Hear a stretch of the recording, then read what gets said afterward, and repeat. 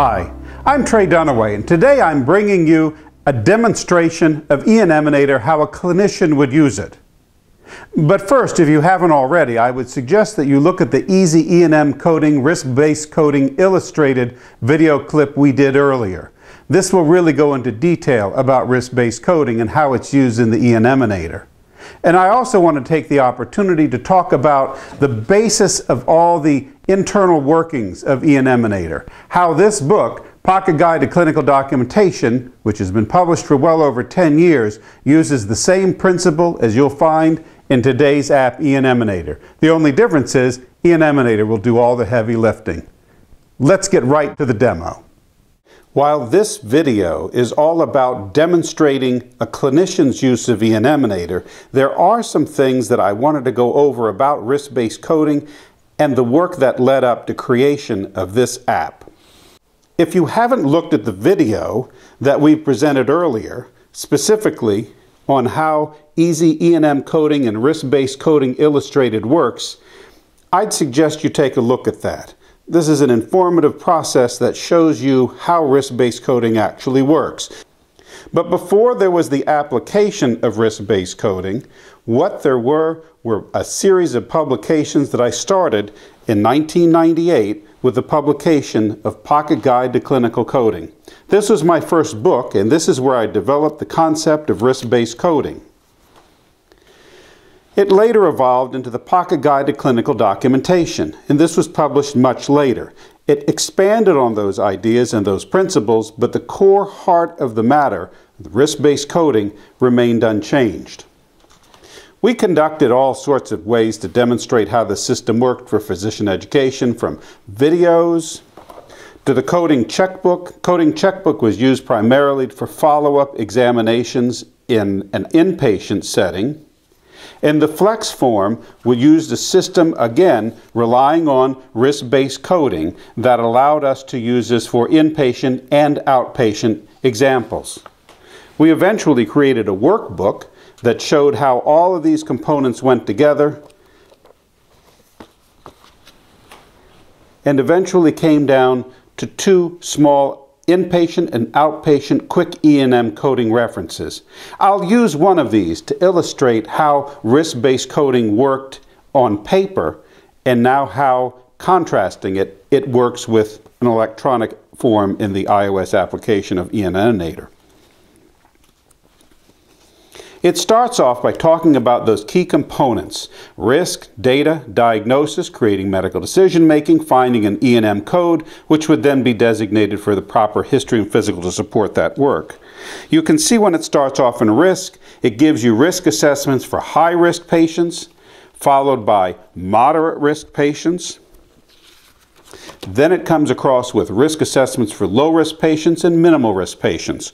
Once risk was established, data points were awarded, and here's where you could tally up your data points and create a score, and the same for diagnosis or management options, where you tally up points and create a score. Again, E&Minator today does all of this without having to involve the physician or clinician in any of that work. Complexity of medical decision making is determined by risk data and diagnosis using this table. And then finally, a code is determined when you use the medical decision-making level, either high, moderate, low, or straightforward. Once the medical decision-making level was determined, you could look up different types of situations in different locations and figure out exactly what your code would be. In this publication, it also did continue to have the medical decision-making paragraph that's critical, that goes with different histories and physical examinations, and then ultimately a comprehensive review of systems was included, and the medical decision-making paragraph to wrap up the process that would be, again, the same type of paragraph that's found today in the E&Minator. So that's the basis of all of the risk-based coding work that was done for years before the invention and replacement with the E&Minator. Let's take a closer look at E&Minator. Touch the icon to start. It'll pop up an end user agreement, and while there's a lot of legal mumbo jumbo in here, I can assure you I have never received a phone call, especially a collect phone call, from any clinician in jail because of how they use these products. When you agree, it pops up 4 choices for E&Mination determination: risk-based coding, time-based coding, critical care coding, and prolonged services coding.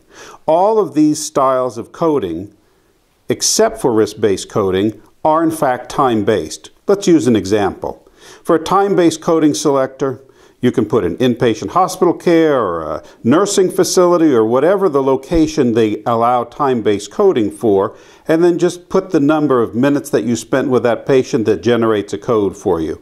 It even has a time documentation note that we suggest you dictate or write along with billing for that time. But that's not really what I came to show you. Let's take a closer look at risk-based coding.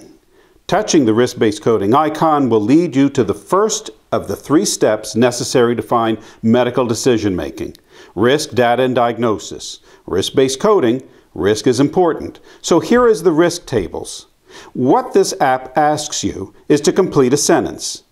Your sentences will start off one of 3 ways: if your patient has, if you're going to order, if the patient will need. And then just check off the remainder of the sentence that makes sense for the patient you are looking at. If you don't find that risk in the dark blue, move to a lighter blue. Again, same starting sentences, it's just different ways to fill in the blanks. If the patient will need, if your patient has, and if you're going to order. And you continue to decline from the dark blue level to the light blue level. From the high risk, which we would call Duke blue, to the much lower risk, which we would call Carolina blue. I'm sorry, I just can't help that. Pick out your risk. Here you can see your patient has an acute or chronic illness, an injury that possesses a threat to life or body function, such as an MI, and you just touch that and you'll see a check mark go on, you'll feel a vibration, and you'll see this blue line race to the right side of the screen, as well as hear an audible signal. That tells you you're done, and you can touch the Done button. This brings you to the data screen. This says, have you ordered, reviewed, or called for any of these studies? Clinical lab tests? Would you order a clinical lab test for someone with crushing substernal chest pain in the ER?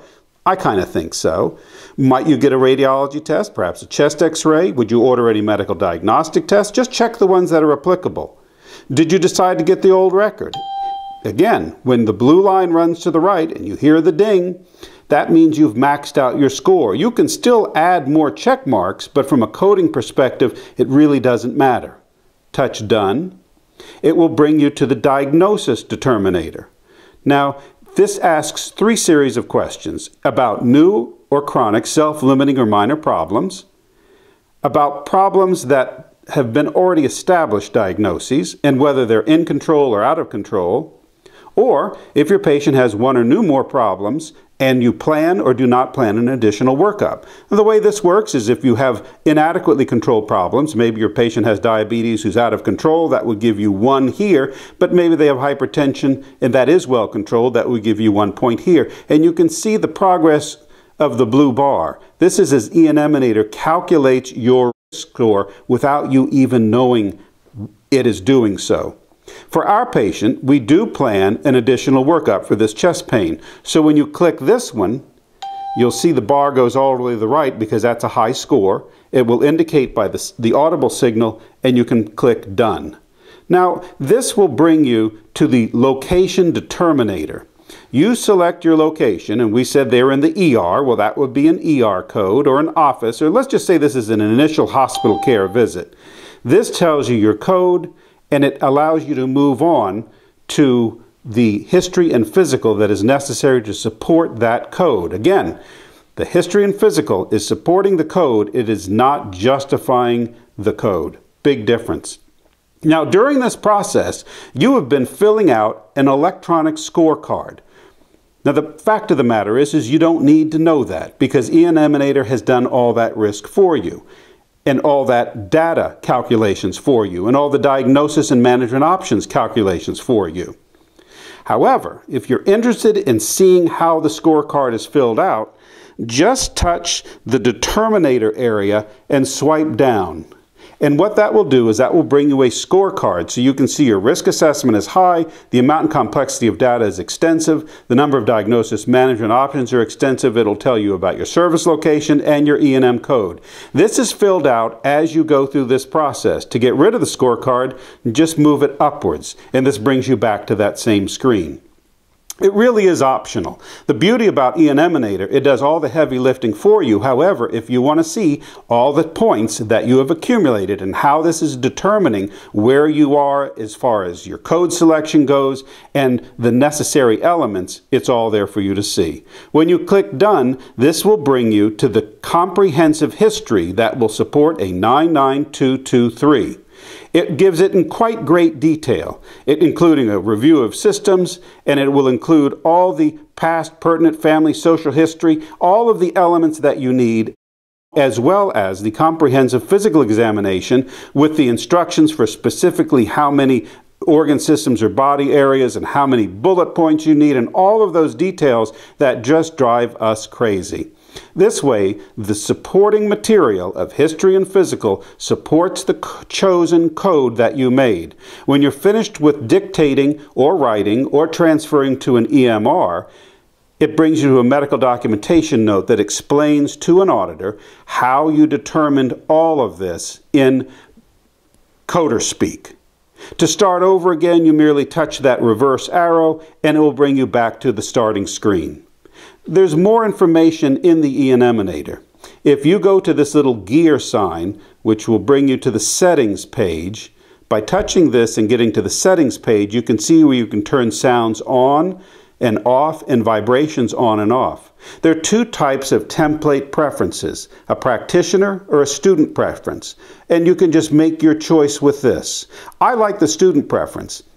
I wrote the material. This is my creation, and I still like personally using the student because it makes sure I don't forget anything. There's a default coding methodology. Right now we have it on none, but if you plan to use this for risk-based coding most of the time, all you have to do is touch the risk, and that way you can skip that first screen that gives you different options. It has additional information. It talks about E&Minator, how we came to have this created, an area where you can contact us to gift the E&Minator and also to send feedback and view tutorials. The tutorial has been a very welcomed feature. It basically goes through the instructions that I've given you, but just you can follow at your own pace. That's our tutorial. I've got a favor to ask of you. We are constantly improving E&Minator. To a large degree, this is dependent on your feedback. So don't hesitate to send us feedback. Any feedback you send us will be greatly appreciated. And we'd love it if you rated us. We particularly love positive ratings to help spread the good word about E&Minator and how you too can put the power of a coding cyborg in your pocket. That's how simple and straightforward the use of E&Minator is. All that remains now for you to put the power of a coding cyborg into your pocket is to go to the App Store and download a copy today. Thank you.